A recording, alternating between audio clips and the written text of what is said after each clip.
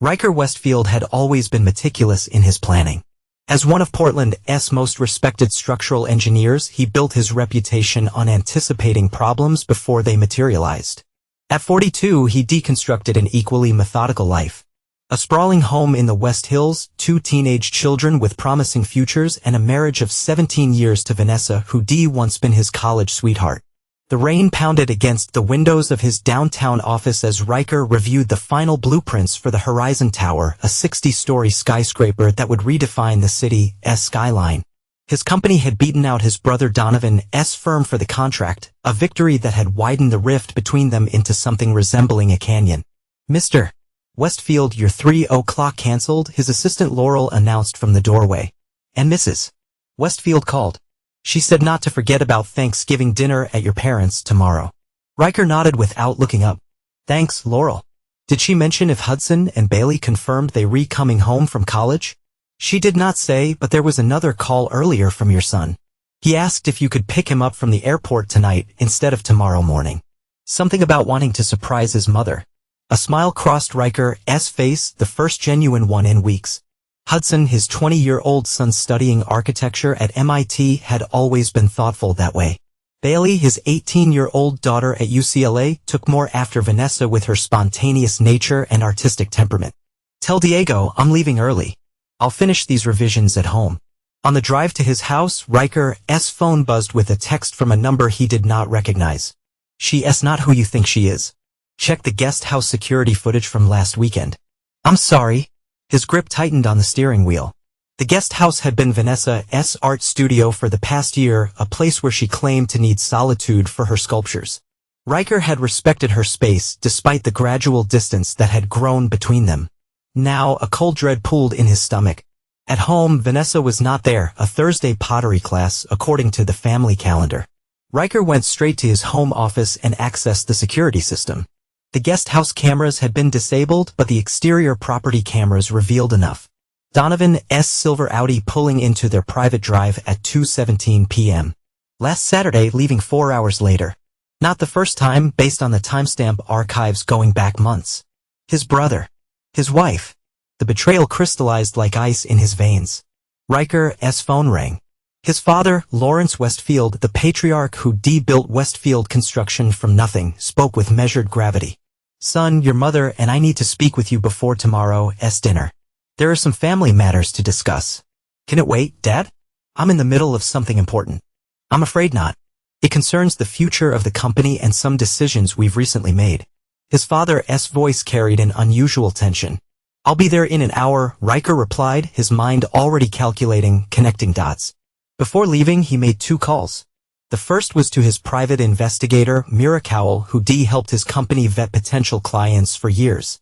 "I need everything you can find on Donovan and Vanessa's activities over the past year. Phone records, hotel stays, financial transactions, everything." The second call was to his attorney, Barrett Sloan. "Barrett, I need you to prepare divorce papers but do not file yet. And I need a complete audit of my personal assets, separate from anything connected to Westfield Construction. Immediately." "Trouble at home, Riker?" Barrett's voice was careful, professional. "No," Riker answered coldly. "Just preparation. I never start a project without the proper groundwork." As he drove toward his parents' estate in Lake Oswego, Riker's mind was not on the rain-slicked roads, but on the foundation of lies beneath his life and how methodically he would dismantle it. Lawrence and Martha Westfield's lakeside mansion had always represented the pinnacle of success to Riker. Growing up, he watched his father transform a small local construction business into Westfield Construction, one of the Northwest's premier development companies. Now, as Riker parked beside his mother's Range Rover, the house seemed more fortress than home. Martha greeted him with a kiss that barely touched his cheek. "Your father's in his study.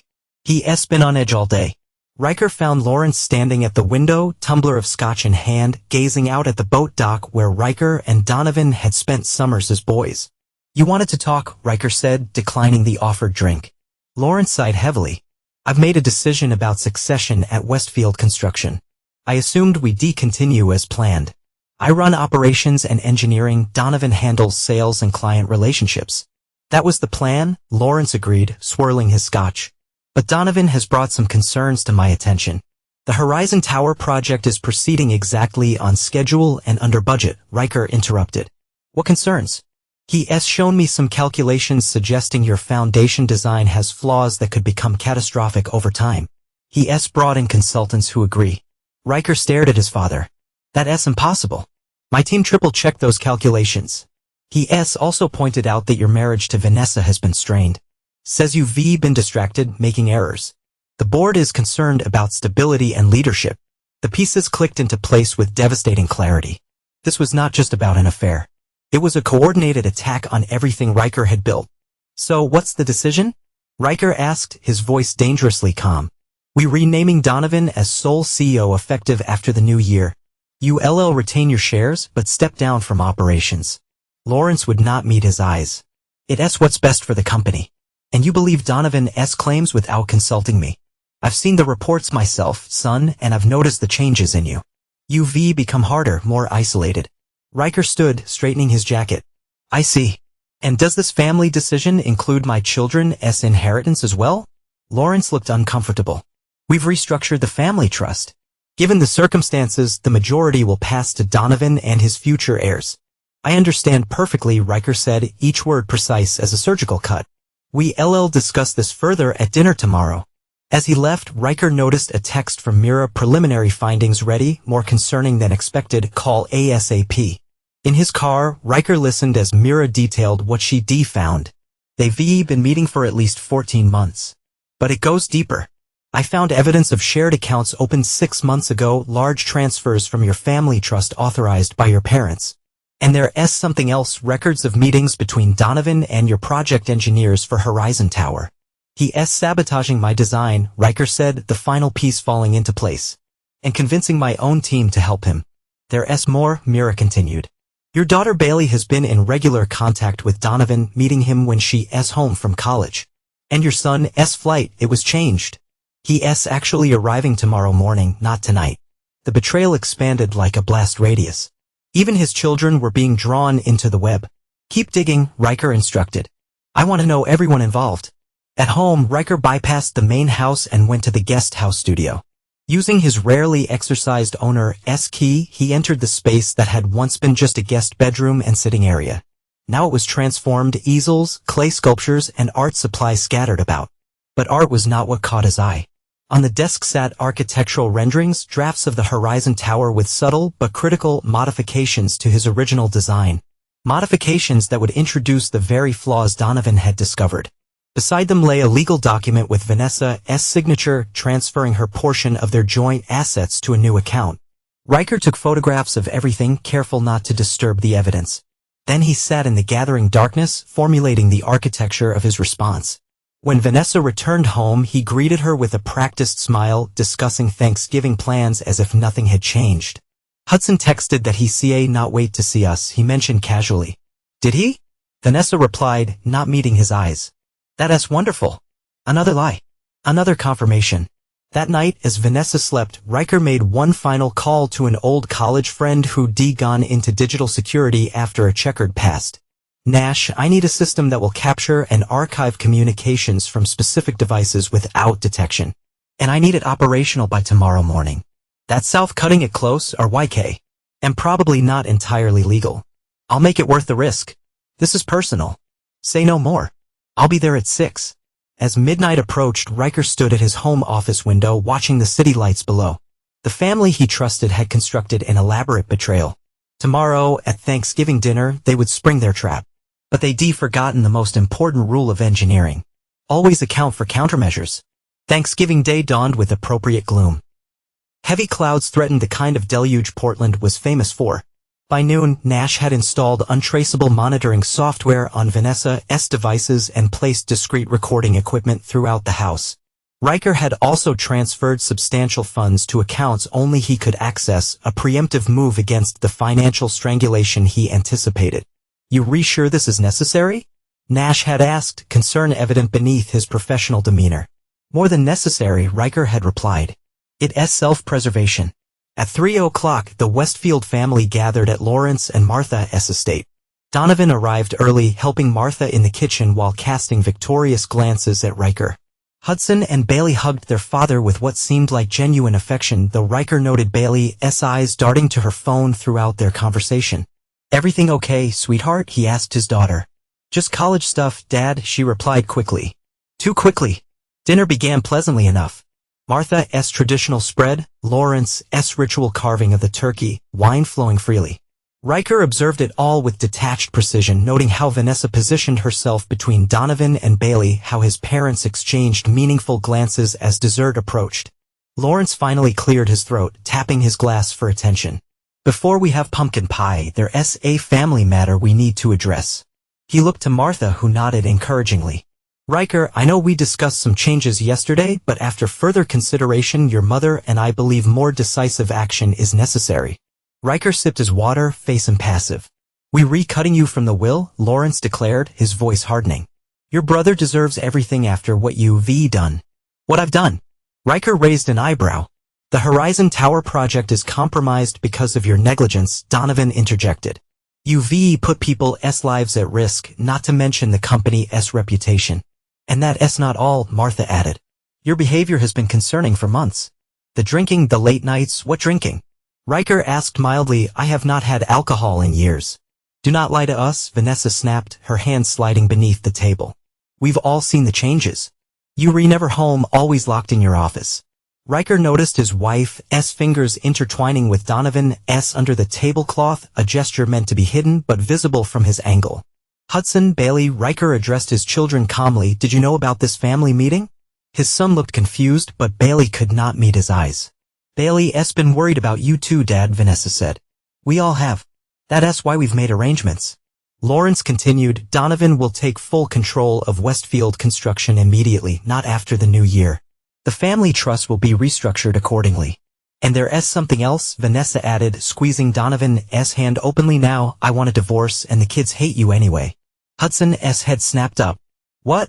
"Mom, I never said it's okay." "Hudson," Vanessa interrupted. "You do not have to pretend anymore. Your father knows what he's done to this family." Riker set down his napkin and stood slowly. "I see. And what exactly have I done?" "You've neglected your family for your work," Martha said. "You've made critical errors that could have cost lives," added Lawrence. "You've become cold, distant," Vanessa concluded. "The kids and I deserve better." "The kids," Riker repeated thoughtfully. "Hudson, would you share what you told me last week about your architectural internship?" Hudson looked confused. "About working with Grandpa's company next summer?" "No," Riker corrected gently. "About the engineering assessment you were asked to do on my Horizon Tower designs." Silence fell across the table. I never did any assessment," Hudson said slowly. "I'm not qualified to evaluate structural engineering at that level." Riker nodded. "And yet, someone created a report with your electronic signature dated 3 weeks ago claiming my designs were fundamentally flawed." "What?" Hudson looked stunned. "Bailey," Riker turned to his daughter, "would you tell everyone about the scholarship offer you received last month? The one contingent on your trust fund access." Bailey paled. "Dad, a scholarship that does not exist," Riker continued, "from a foundation created 6 weeks ago by your uncle." Donovan stood abruptly. "That's enough, Riker. You're obviously unstable." "Sit down," Riker commanded with such quiet authority that Donovan complied instinctively. "I'm not finished." From his jacket, Riker produced a tablet. "Let me share what I've discovered in the past 24 hours. He played a series of recordings, conversations between Donovan and Vanessa, planning not just their affair, but the systematic dismantling of Riker's life.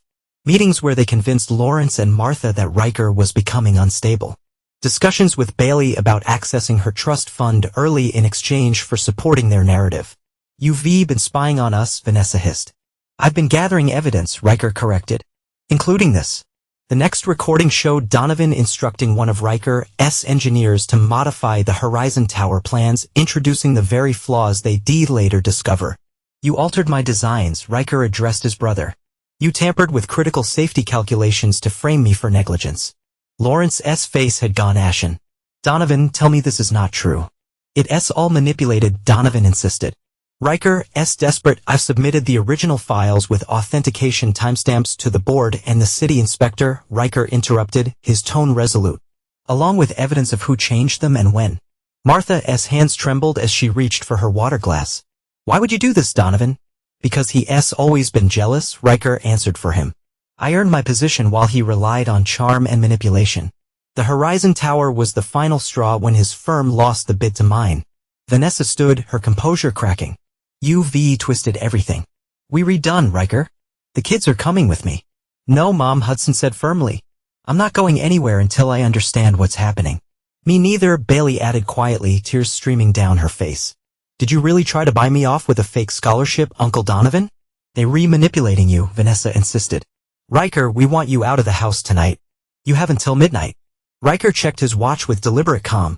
That would not be necessary. I've already made arrangements. Of course you have, Donovan sneered. Running away when confronted, typical. Not running, Riker corrected. Responding.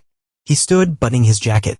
Hudson, Bailey, regardless of what you decide, your college funds are secure in trusts only I can access. They CA not be touched by anyone else, including your mother or grandparents. You CA not just take their money. Vanessa exclaimed. It's not their money, Riker replied coolly. It's my children's future, which I established with earnings from my private consulting work, separate from Westfield Construction. He turned to his parents. As for the company and family trust, I've instructed my attorneys to initiate proceedings first thing tomorrow morning. The evidence of Donovan's tampering with the Horizon Tower plans constitutes criminal fraud. You would not, Lawrence breathed. I already have, Riker confirmed. The authorities have been notified. We re your family, Martha protested. You cease being my family the moment you conspired against me, Riker replied without emotion. Hudson, Bailey, I'll be at the Sentinel Hotel if you want to talk. The decision is yours. As Riker walked out, the weight of decades of family history fell away. In his car, he watched the rain cascade down the windshield, obscuring the house where he once believed in unbreakable bonds. His phone buzzed, Barrett confirming that all preparations were complete. Everything was in motion now. As Riker drove away from his parents' estate, the first notifications began to light up his family's phones, automated messages triggered by his departure, setting in motion the architecture of consequences he designed overnight. By the time he reached the highway, his father had called 13 times in panic. Riker let each call go to voicemail. Lawrence Westfield was discovering that his elder son had just executed a silent takeover of Westfield Construction through proxy votes and leveraged stock options.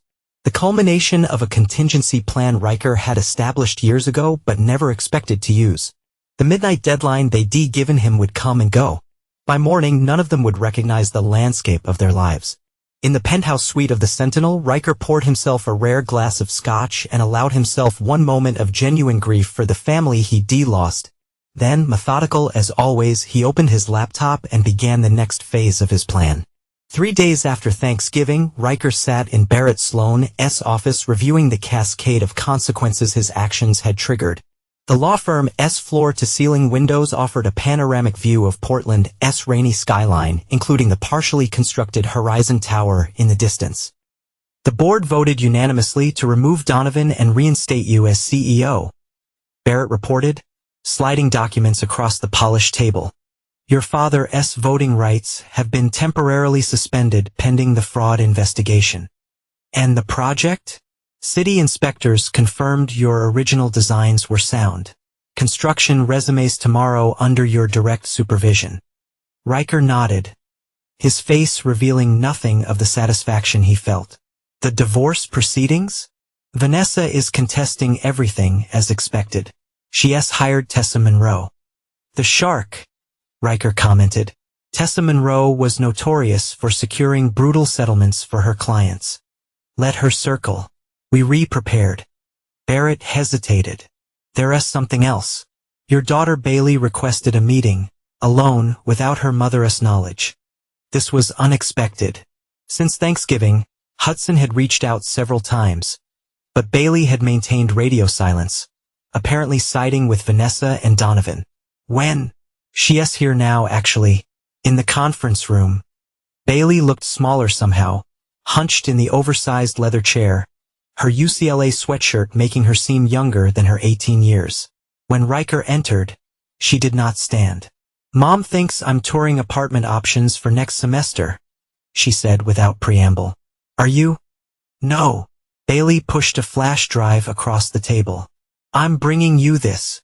What is it? Everything. Their plans, their conversations. I've been recording them since September. Riker's carefully maintained composure slipped.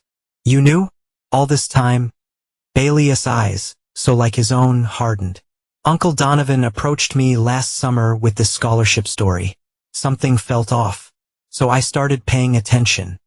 Then I found Mom's second phone with all the messages between them. Why did not you come to me sooner? Because I needed to be sure what they were planning. She hesitated. And I was not sure whose side I should be on. You've always been so focused on work, Dad. Sometimes it felt like your buildings mattered more than we did. The truth of her words pierced him more deeply than any betrayal. Bailey? Let me finish, she interrupted. I was angry enough to listen when they started talking about you being unstable. But then Uncle Donovan asked me to lie about things you supposedly said to me. Dark things, scary things. That's when I knew something was really wrong. She tapped the flash drive. There's more than just their affair on here. They were planning to have you committed, Dad. Involuntarily. They had doctors lined up to diagnose you with paranoid delusions. Riker felt cold fury crystallizing in his chest. That's why they wanted me out by midnight. They had a facility ready? Bailey nodded. A private psychiatric hospital in eastern Washington. Mom signed papers as your next of kin. They were going to claim you threatened suicide. For a moment, Riker could not speak, the magnitude of the betrayal expanding beyond what even he had imagined. There's something else you should know, Bailey continued. Hudson never knew any of this. They kept him completely in the dark because they thought he would not go along with it. He really believed you were working too hard and needed help. And now he is devastated. Uncle Donovan tried to convince him you faked the evidence. But Hudson is smart enough to see through that. He has been staying at a friend's place. Refuses to talk to Mom or the grandparents. Riker studied his daughter, seeing for the first time not just his physical features reflected in her face, but his strategic mind as well. Why are you telling me all this now? Bailey's composure cracked slightly. Because they not stopping, Dad. They desperate. And I'm afraid of what they might do next. Do you want to stay with me at the hotel? She shook her head. No. I need to stay close to keep gathering information. Just be careful. After Bailey left, Riker reviewed the contents of the flash drive with Barrett. What they found went beyond family betrayal into criminal conspiracy. Evidence of Donovan bribing city officials, Vanessa transferring funds from Riker's accounts, detailed plans for having Riker declared mentally incompetent. This changes the game, Barrett said grimly. We need to involve law enforcement. Not yet, Riker replied, an entirely new architecture taking shape in his mind. They've shown me what they're capable of.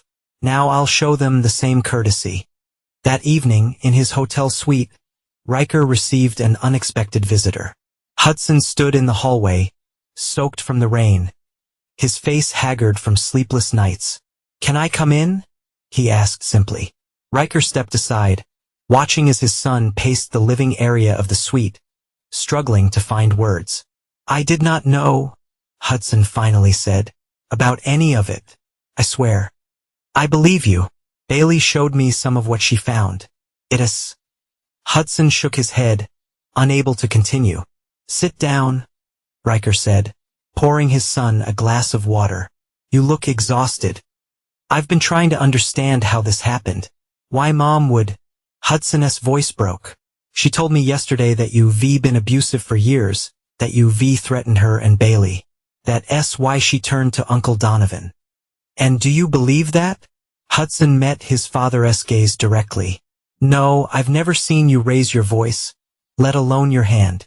But she was so convincing. They desperate, Riker said, echoing Bailey's assessment. They've lost their initial advantage. So now they trying to control the narrative. What are you going to do? Riker considered his son gifted, honest, perhaps too trusting, just as Riker himself had once been. I'm going to dismantle everything they've built piece by piece, he said simply. Question is, where do you stand? With you? Always with you. Riker nodded, feeling a strange mixture of pride and regret. His children had been drawn into a war they did not create. Then I'll need your help. But I want you to understand something first. Riker leaned forward, making sure Hudson was listening carefully. What I'm planning goes beyond legal remedies. There will not be forgiveness at the end of this road. After what they tried to do to you, I do not expect forgiveness. Good, Riker said, opening his laptop. Because we're going to make sure they never recover. As father and son began working, rain lashed against the windows, a fitting backdrop to the storm they were about to unleash. Over the next week, Riker operated from the Sentinel Hotel, transforming his suite into a command center, while maintaining a public face as the reinstated CEO of Westfield Construction. He worked meticulously on a separate private project, the systematic dismantling of everyone who had betrayed him. Barrett Sloan had taken one look at Riker's proposed strategy and recused himself. As your attorney, I see not be involved in this. As your friend, I'll say only this: be careful you do not become what they falsely accused you of being. Riker had simply nodded. I understand. Consider our professional relationship paused. Instead, he assembled a different team, Nash handling digital surveillance and cyber operations, Mira Cowell expanding her investigative work, Hudson providing insights into family vulnerabilities, and Bailey continuing to feed information from inside enemy lines. We've confirmed your parents have liquidated significant assets, Mira reported during a secure video call. They moving money offshore, preparing for potential fallout from the fraud investigation. Can we track the funds? Riker asked. Already done. Nash interjected. They using a private banker in Geneva, Preston Halliday. He has managed Lawrence's hidden accounts for years. Hidden accounts? Hudson looked confused. Grandpa always said transparency was the foundation of business ethics. Another lie, Riker said flatly. Your grandfather has maintained shadow accounts since before you were born. Tax avoidance strategies that cross the line into evasion. I've identified transfer patterns dating back 15 years, Nash continued, including payments to shell companies owned by your brother in the Caymans. Donovan was skimming from the company? Hudson asked, disbelieving. While accusing me of financial mismanagement, Riker confirmed. Perfect misdirection. Bailey joined the video call late, speaking in hushed tones from her bedroom at their family home. Mom met with Uncle Donovan today. They planning to sell the Portland house and move to St. Louis together. They talking about having Hudson declared incompetent too, since he's clearly under your influence. They see not do that, Hudson protested. They claiming Dad's manipulating you, possibly with drugs, Bailey explained. They've already spoken to a doctor who specializes in deprogramming cult victims. Riker's expression did not change, but something shifted in his eyes, a coldness that made even Hudson uncomfortable. Nash, implement Protocol Leviticus. Nash hesitated. That's the nuclear option, Riker. Once it's done, I understand the consequences. Do it. After the call ended, Hudson turned to his father. What's Protocol Leviticus? Financial cauterization, Riker explained. By morning, every account connected to your grandparents, mother, and uncle will be frozen by federal authorities pending investigation for money laundering and tax evasion. You reporting them to the feds? Anonymous evidence has already been submitted. Nash will simply ensure it receives immediate attention.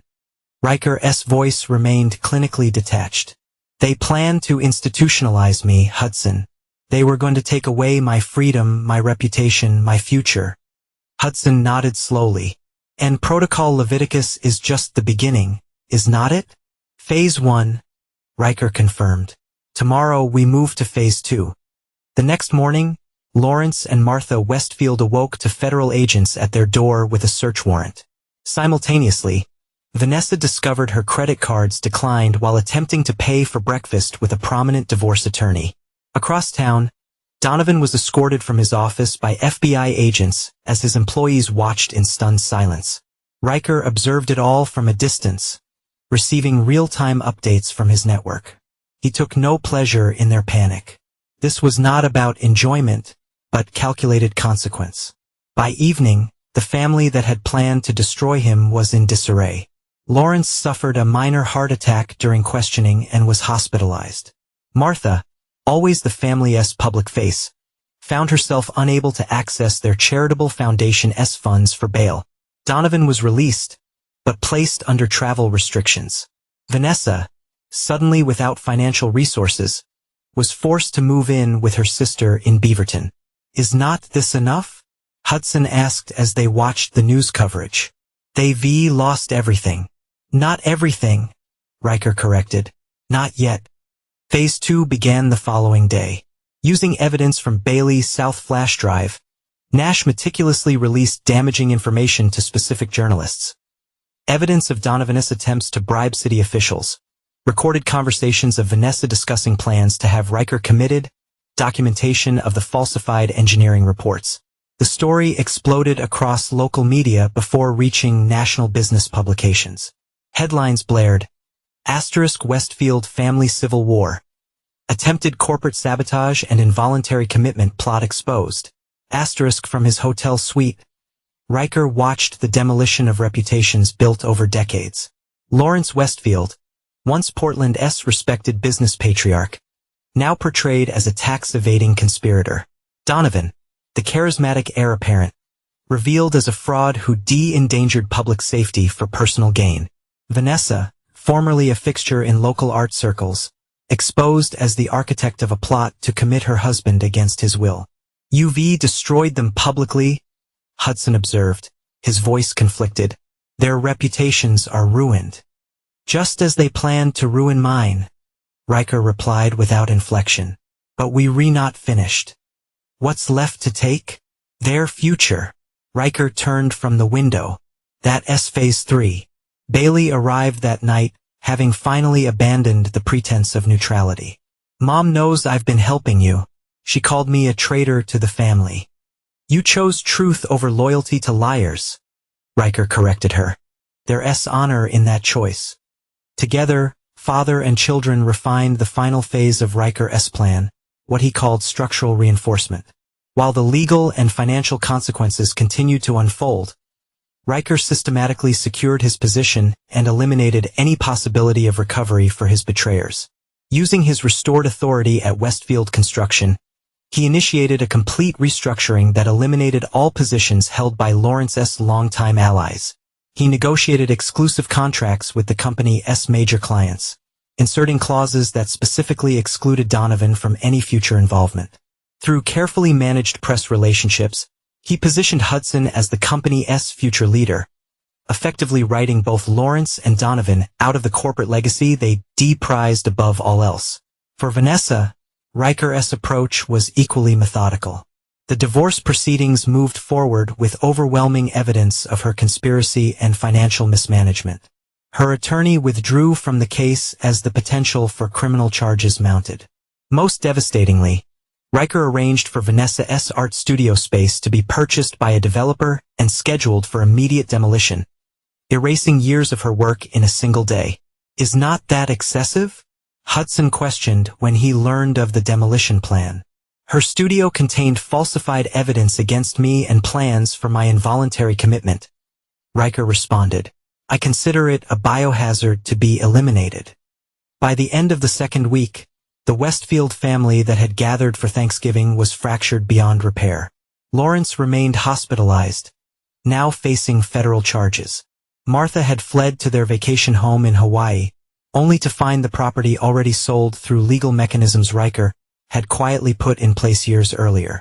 Donovan, under investigation for fraud and attempted bribery, was reduced to staying in a budget hotel as his assets remained frozen. Vanessa, served with divorce papers that would leave her with nothing, faced potential criminal accessories charges. In his hotel suite, Riker reviewed the status of each aspect of his plan with the precision of an engineer inspecting a completed structure. "Is it enough now, Dad?" Bailey asked quietly. Riker considered the question carefully. "Not quite. There's one final structural element to secure." "What's that?" "The future," Riker replied. "Specifically yours and Hudson's." On a rare clear December morning, Riker stood with Hudson and Bailey at the construction site of the Horizon Tower. Workers had resumed their tasks with renewed vigor under Riker's direct supervision. The previous cloud of suspicion lifted. In engineering, we design not just for immediate stability, but for resilience against future threats, Riker explained, pointing to the massive concrete foundation. That's what I've been doing for you both, securing a foundation that CA not be undermined. Earlier that week, Riker had established new trusts for Hudson and Bailey that circumvented the family trust entirely. He transferred controlling interest in Westfield construction into these structures, effectively ensuring that regardless of the legal outcomes for Lawrence and Donovan, the company would remain under their rightful control. You giving us the company? Hudson asked, surprised despite everything they'd been through. I'm securing your inheritance against those who tried to steal it, Riker corrected. The transition will be gradual. You'll learn every aspect of the business, starting from the ground up. And what about you? Bailey questioned. What happens to you when this is all over? Riker's gaze swept across the Portland skyline, a landscape he'd helped shape over decades. I'll build something new, something entirely my own. That afternoon, they received word that Lawrence had suffered a second, more serious heart attack. As they drove to the hospital, Riker maintained his disciplined composure, though both Hudson and Bailey watched him carefully for any sign of softening. Martha sat alone in the waiting room, her normally perfect appearance disheveled, aging years in weeks. He's asking for you, she told Riker, not meeting his eyes. The doctors say it's serious. Riker entered the hospital room alone. Lawrence lay connected to monitors, his powerful presence diminished by illness and disgrace. Come to witness the end? Lawrence asked weakly. I came because my children should have the opportunity to say goodbye to their grandfather, despite everything. Riker replied evenly. Whether they choose to is their decision. Always the practical one. Lawrence struggled to sit up. I was wrong about you. Wrong about everything. Yes, you were. Can you ever forgive? Riker interrupted, his voice calm but unyielding. No. Lawrence seemed to shrink further into the hospital bed. I do not understand you. Never have. You understood me perfectly well when you thought you could control me, Riker observed. It's only my independence that confuses you. What happens now? Lawrence asked, a tremor in his voice. Now you face the consequences of your actions. The federal investigation continues. Westfield Construction will thrive under new leadership. And you will be remembered not as the founder of a dynasty, but as a cautionary tale. Tears welled in Lawrence's eyes. You've become hard, son. No, Riker corrected. I've become clear-sighted. There's a difference. He stepped back toward the door. Hudson and Bailey are outside. I'll send them in if they wish to see you. This is the last time we'll speak. In the waiting room, Riker delivered the doctor's prognosis without embellishment. He's stabilized, but weakened significantly. They monitoring him closely. Should we go in? Hudson asked, looking to his father for guidance. That's entirely your decision, Riker replied. I would not influence you either way. As his children deliberated, Riker received a text from Nash. Final phase complete. These accounts traced to offshore funding. Criminal charge is imminent.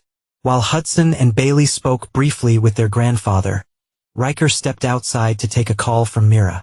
We've confirmed Vanessa and Donovan purchased one-way tickets to Buenos Aires for tomorrow morning, she reported, using cash and borrowed identification. Attempting to flee before the indictments, Riker noted, predictable. Should I alert federal authorities? No, Riker decided after a moment. Let them board. But ensure our associates in Argentina are prepared to receive them. Understood. And the property liquidation? Proceed as planned. By the time they realize their Argentine accounts have been frozen, it will be too late for them to return. When Hudson and Bailey emerged from Lawrence's room, their expressions were solemn but resolved. He asked us to plead for mercy on his behalf, Hudson said as they walked to the car. Said he'd make everything right if you just stop the investigation. And what did you tell him? Riker asked. That it's out of your hands now, Bailey answered. The federal prosecutors have all the evidence they need. Riker nodded approvingly. You understand then? That there's no going back.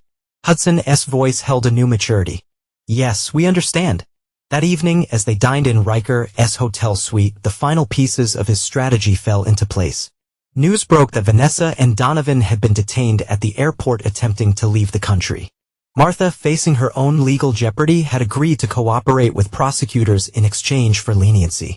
The family that had conspired to destroy Riker was now scattered, disgraced, and powerless. What happens tomorrow? Bailey asked as they watched the news coverage.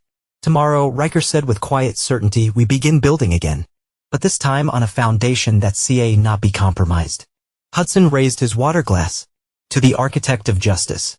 Riker accepted the toast with a small nod. In his mind, he was already designing the structures of a new life, one built not on the shifting sands of false family loyalty but on the bedrock of absolute clarity. 3 months after Thanksgiving, winter had released its grip on Portland, giving way to the first tentative signs of spring. The Horizon Tower had reached its 40th floor, rising against the skyline as a testament to Riker's vindication. In a downtown courtroom, Donovan Westfield stood ashen-faced as the judge delivered his sentence, 8 years in federal prison for fraud, attempted bribery of public officials, and conspiracy. The man who had once been the charismatic face of Westfield construction now stood diminished in prison attire, unable to meet the gaze of his older brother sitting impassively in the gallery. Outside the courthouse, reporters swarmed Riker, shouting questions about his brother's conviction. Mr. Westfield, do you have any comment on the sentence? Only the justice has been served, Riker replied with characteristic restraint. Westfield Construction remains committed to rebuilding trust with our clients and the community. Will you be visiting your brother in prison?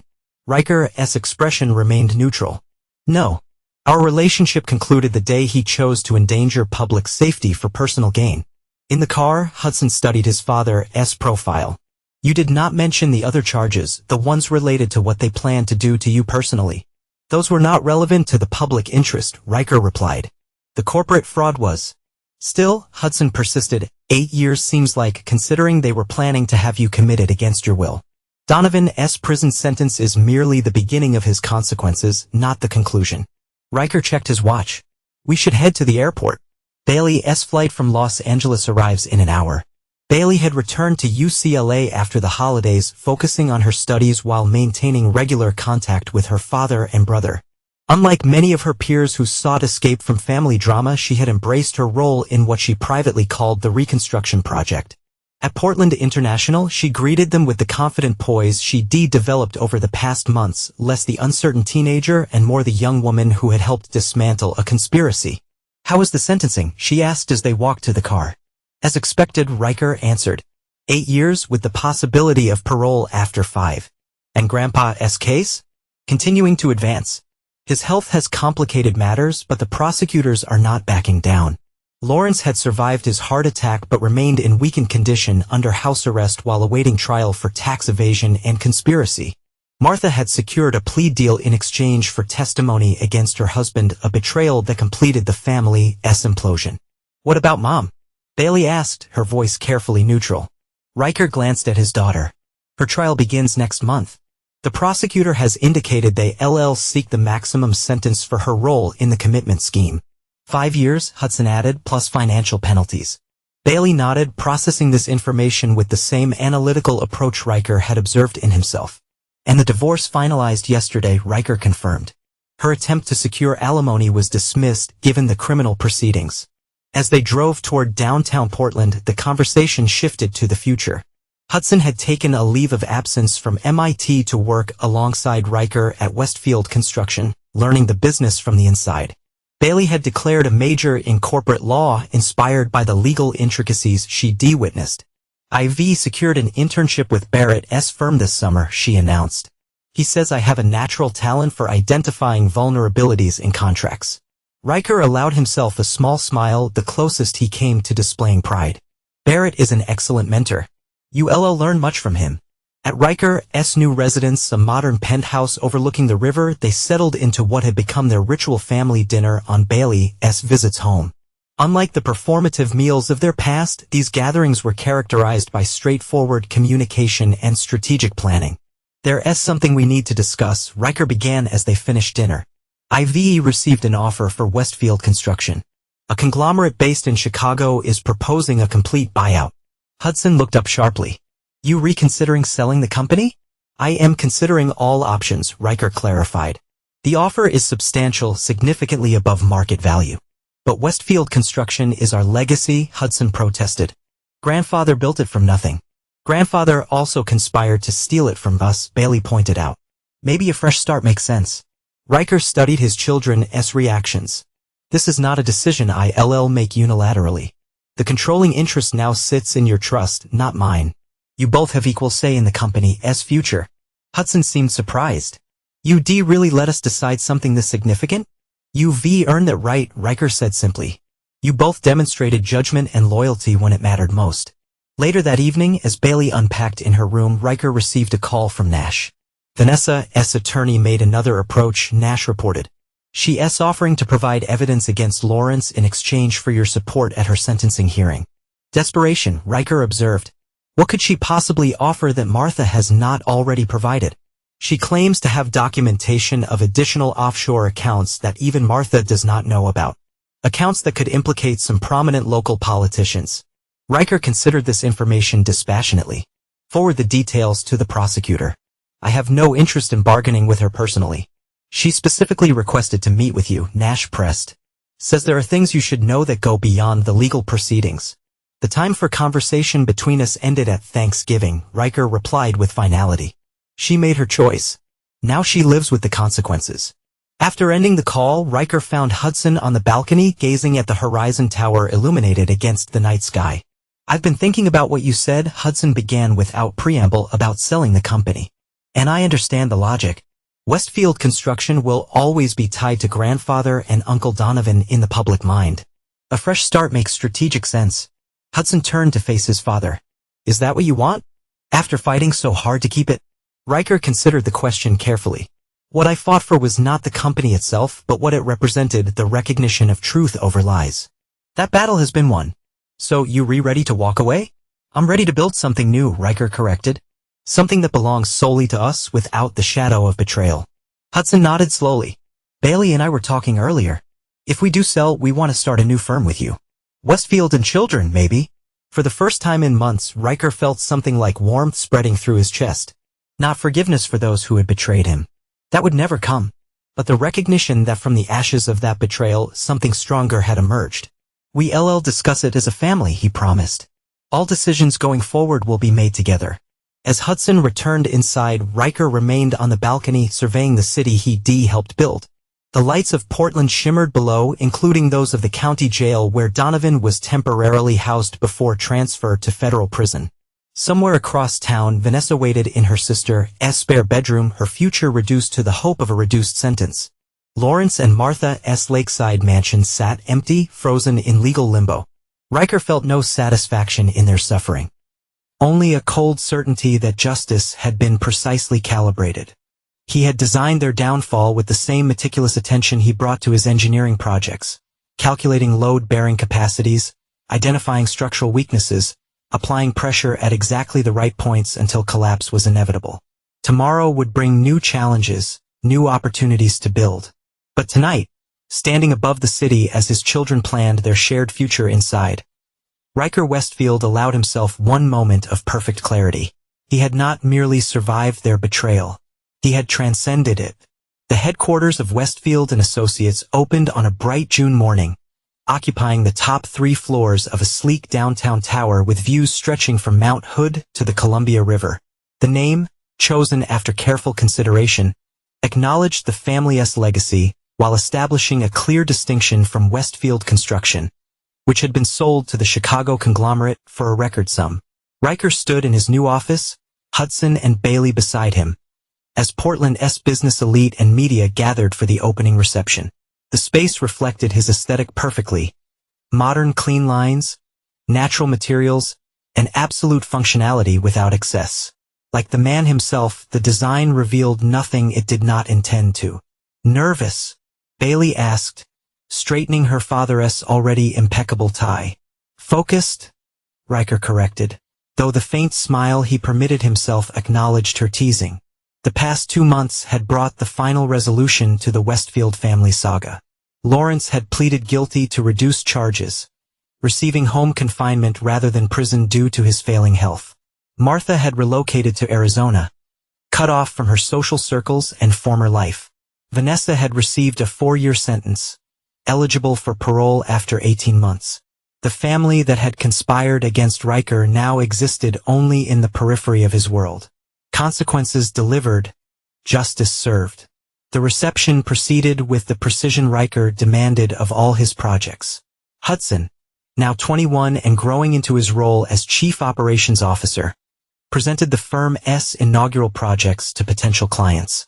Bailey, between semesters at UCLA, demonstrated remarkable poise as she discussed the company's commitment to ethical business practices.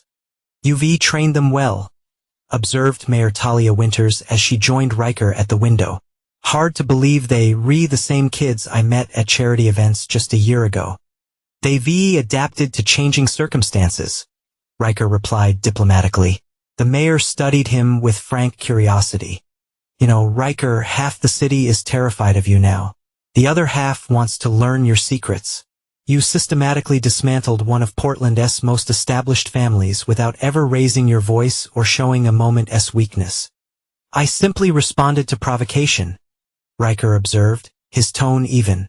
"Any engineer understands that every action produces an equal and opposite reaction." "Is that what it was? Just physics?" Mayor Winters smiled slightly. "The DA tells me Vanessa has requested another meeting with you. 3rd time this month. And my answer remains the same. She claims to have information about additional conspirators. People who helped your brother and parents." Riker turned to face the mayor directly. "If she has information relevant to ongoing investigations, she should provide it to the proper authorities. I have no interest in private negotiations." As the mayor moved away to greet other guests, Barrett Sloan approached with a distinguished-looking man Riker did not recognize. "Riker, I'd like you to meet Wesley Durham," Barrett said. "He's chief counsel for Meridian Development. They're looking for an architectural engineer for their Vancouver waterfront project."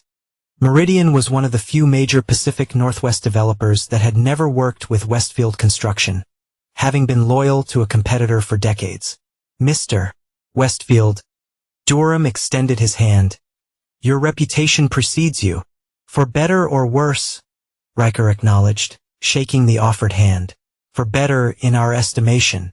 Meridian appreciates individuals who maintain their principles regardless of cost." Durham's assessment was direct, professional. "Would you be interested in reviewing our preliminary concepts? The project requires someone with your exactitude." "I'd be happy to schedule a meeting next week," Riker replied.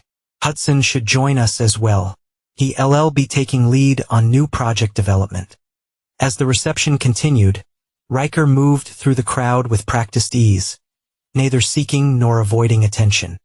He had never been the charismatic face of his family's business. That role had belonged to Donovan. Instead, he had always been its foundation, its structural integrity. Now, that strength stood revealed rather than concealed. Later that evening, after the guests had departed, Riker sat with Hudson and Bailey in the conference room, reviewing the day's outcomes. "Meridian is a significant potential client," Hudson noted, scrolling through his tablet. "If we secure their Vancouver project, it could lead to their Seattle redevelopment next year. We've received 14 formal inquiries from attendees today," Bailey added, "plus 3 more from former Westfield construction clients who want to follow you rather than stay with the new ownership." Riker nodded approvingly. "A successful launch." "There's something else," Hudson said, hesitating slightly. "I received a call from Uncle Donovan's attorney this morning." Riker's expression did not change. "What did he want?" "To inform us that Uncle Donovan is being transferred to a federal facility in Minnesota next week. He asked if we would consider visiting before he goes." "And your response?" Hudson met his father's gaze directly. "I told him that we've moved forward with our lives and suggest he do the same." "An appropriate answer," Riker approved. "Bailey, have you heard from your mother's representatives?" She nodded. Her new attorney sent a letter asking if I would provide a character statement for her parole hearing next year. I have not responded yet. You both adults, Riker said after a moment. Your relationships with your former family members are your own to determine. I would not dictate your choices. But you've made your position clear, Bailey observed. No contact, no forgiveness. My position reflects my experience, Riker corrected. They conspired to destroy me. Not just financially or professionally, but completely. My response is proportional. Hudson leaned forward. What if they genuinely regret what they did? People can change, not they? Perhaps, Riker acknowledged. But regret that comes only after failure and consequences is not genuine remorse. It's merely disappointment in their own miscalculation. That's cold, Dad, Bailey said quietly. It's accurate, Riker replied without defensiveness. In engineering, we do not rely on hopes or intentions. We calculate load-bearing capacities based on demonstrated strength. People are no different. They've demonstrated their character under pressure. I've adjusted my calculations accordingly. The conversation shifted to upcoming projects and business development strategies. The family matter closed with Riker's characteristic finality. As they worked into the evening, the lights of Portland gradually illuminated below them, a city where the Westfield name now carried new meaning. Later that night, after Hudson and Bailey had departed for their respective apartments, Riker remained in his office reviewing preliminary designs for the Meridian project. A text from Nash interrupted his concentration. Surveillance confirms V received contraband cell phone in prison. Attempted to contact Hudson directly. Message intercepted. Riker's expression hardened imperceptibly. Despite everything, Vanessa was still trying to manipulate their children. To find cracks in the foundation he rebuilt. Content. He replied. Emotional appeal. Claims evidence of Lawrence forcing her participation in conspiracy through threats. Requests secret meeting with H. Riker considered this information carefully. 6 months ago, such an attempt might have succeeded. Hudson, in particular, had struggled with the absolute severance of family ties. But now, strengthened by truth and clarity, his son would recognize the manipulation for what it was. No action necessary. Riker texted back. H will report contact if received. He returned to his designs, the brief interruption already compartmentalized and filed away. Outside his window, the partially completed Horizon Tower stood illuminated against the night sky, a structure he designed, nearly lost, and ultimately reclaimed. A testament to his principle that proper engineering always prevailed against attempts to compromise structural integrity. Tomorrow would bring new challenges, new designs, new opportunities to build. Like the towers he created, Riker Westfield stood uncompromised. 1 year to the day after the Thanksgiving that had shattered his family, Riker Westfield stood at the expansive windows of his penthouse, watching the city prepare for another holiday season. Below, Portland streets glimmered with early decorations while a gentle snowfall, rare for November, dusted the landscape with crystalline purity. The past year had transformed him in ways both visible and invisible. Westfield and Associates had rapidly established itself as the premier architectural engineering firm in the Pacific Northwest, with prestigious projects stretching from Vancouver to San Francisco. Hudson had grown into his executive role with remarkable aptitude, while Bailey divided her time between UCLA studies and apprenticing at the firm during breaks. To outside observers, Riker Westfield appeared to have emerged from betrayal not merely intact but enhanced, his reputation for brilliance now matched by a reputation for implacable resolve. The doorbell interrupted his contemplation. Though he was not expecting visitors, the security system had already identified and cleared the arrival. Barrett Sloan. I apologize for coming unannounced, Barrett said as Riker admitted him, brushing snow from his overcoat. But this could not wait for morning. What's happened? Riker asked, leading his friend and attorney to the living room. Barrett placed a file on the coffee table. Lawrence died 2 hours ago. Heart failure. Riker absorbed this information with characteristic composure. His father, technically still under house arrest awaiting sentencing on the remaining charges, had been in declining health for months. Martha already released a statement through her attorney. She requested privacy during this difficult time. Barrett's tone carried subtle irony. She also filed to unfreeze certain assets for funeral expenses. Standard procedure, Riker noted. The court will likely approve a reasonable amount. Barrett hesitated. There's more. Lawrence left a sealed letter for you with his attorney. They delivered it to my office an hour ago. He produced an envelope bearing Riker's name and his father's distinctive handwriting. Riker accepted it without comment, setting it aside, unopened. You do not want to read it now? It can wait, Riker replied. Whatever final words he wished to share would not change anything. Barrett nodded, understanding his client's position. There's one other matter. Vanessa has been granted compassionate release to attend the funeral scheduled for this Saturday. Given the circumstances, I thought you should know. Thank you for the information, Riker said formally. Will that be all? Recognizing the dismissal, Barrett stood. Hudson and Bailey have already been notified about Lawrence. They asked me to tell you they'll come by in the morning. After Barrett's departure, Riker returned to the window, the unopened letter from his father resting on the side table. The snow continued to fall, transforming the urban landscape into something almost unrecognizable, familiar structures cloaked in white stillness. His phone vibrated with a text from Nash. All security protocols increased as discussed. These movements will be monitored throughout compassionate release. The death of Lawrence Westfield was not unexpected, yet Riker found himself reflecting on the man who had shaped so much of his life, for better and worse. The father who had taught him precision and perseverance, who had modeled both professional excellence and devastating betrayal.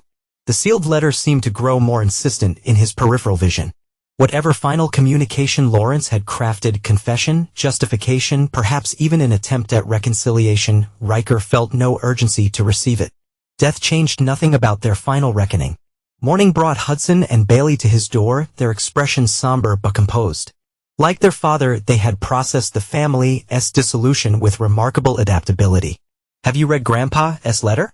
Bailey asked as they sat in the kitchen, morning light reflecting off the snow outside.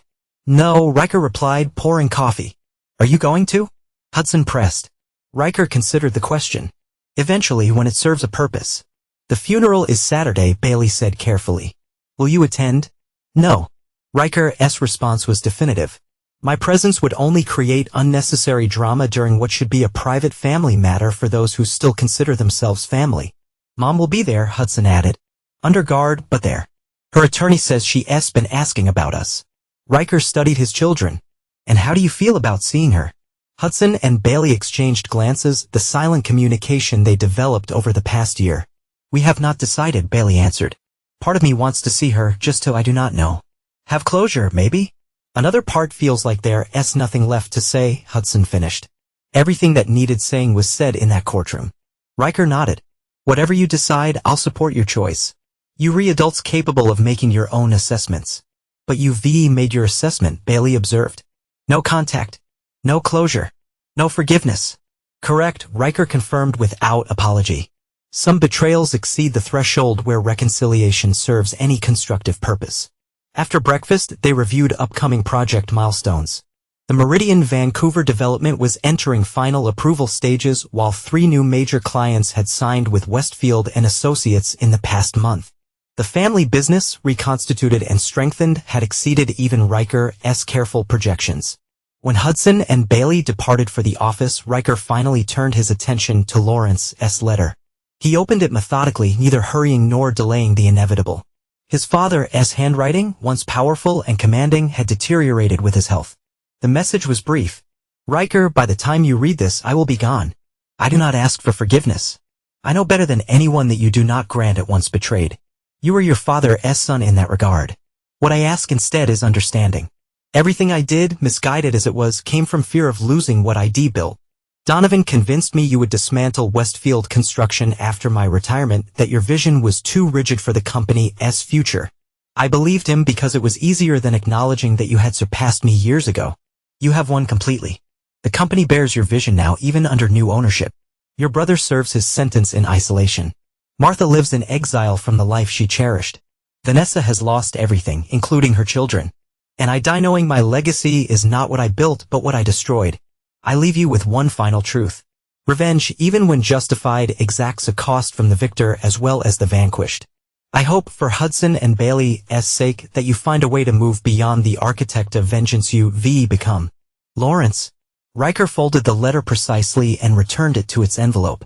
His father's final attempt at manipulation, invoking Hudson and Bailey to suggest that Riker's response to betrayal had somehow damaged him or them. It was predictable, almost disappointing in its lack of originality.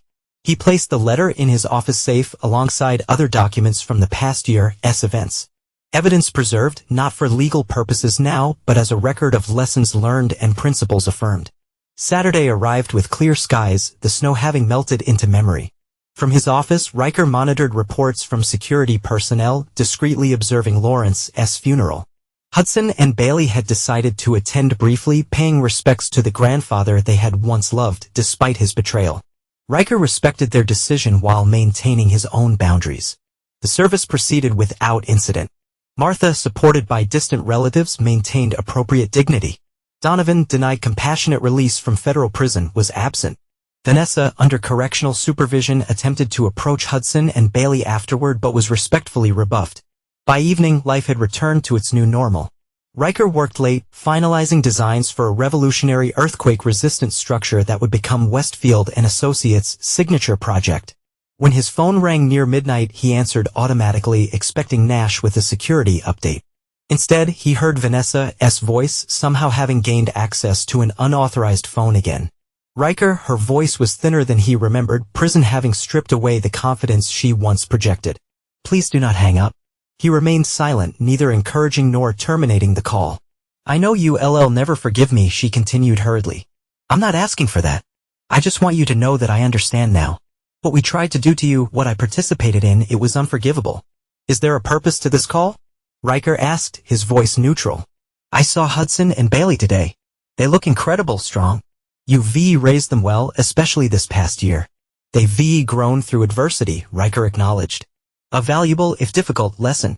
Like father, like children, Vanessa said softly. They have your resilience. Your clarity, is that all? She hesitated. Lawrence's letter, did you read it? Yes. Then you know his final thoughts. His concern that revenge might have changed you. A predictable attempt at posthumous manipulation, Riker observed. Unsuccessful. But he was not entirely wrong. Was he? Vanessa pressed. The Riker I married could be cold, methodical, even distant, but never cruel. What you did to us was precisely calibrated to the harm you intended.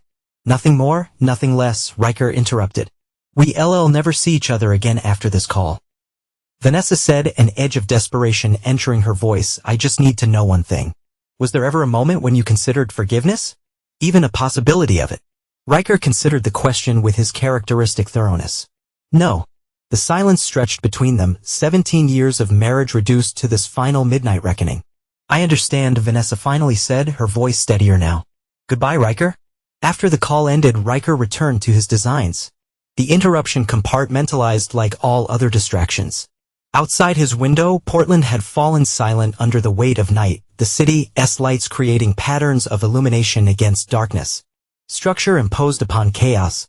Order upon disorder. Tomorrow would bring new challenges, a breakfast meeting with Hudson and Bailey to discuss the firm's 5-year strategic plan, final review of the Meridian Vancouver project, preliminary discussions about expanding Westfield and Associates to international markets. The betrayal that had nearly destroyed him had instead become the foundation for something stronger, more resilient, more precisely engineered. Hudson and Bailey had emerged as partners rather than merely heirs. The architectural vision he'd always pursued could now manifest without compromise or constraint. In the silence of midnight, Riker Westfield permitted himself a moment of perfect clarity. He had not merely survived. He had reconstructed, and in that reconstruction he had built exactly the life he'd always intended, governed by principles that would never again be undermined by misplaced trust or family obligation. The architect of vengeance had become the architect of his own uncompromised future. And in that future, there was no place for forgiveness. Only the clean precision of justice served and consequences delivered.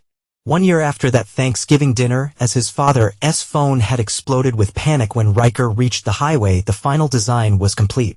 The foundation was secure. The structure would endure. This is where our story comes to an end. The foundation rebuilt, the legacy restored, not through blind loyalty or forgiveness, but through clarity, resilience, and uncompromising resolve, ensuring that everything Riker Westfield built from this moment forward would stand strong against any storm.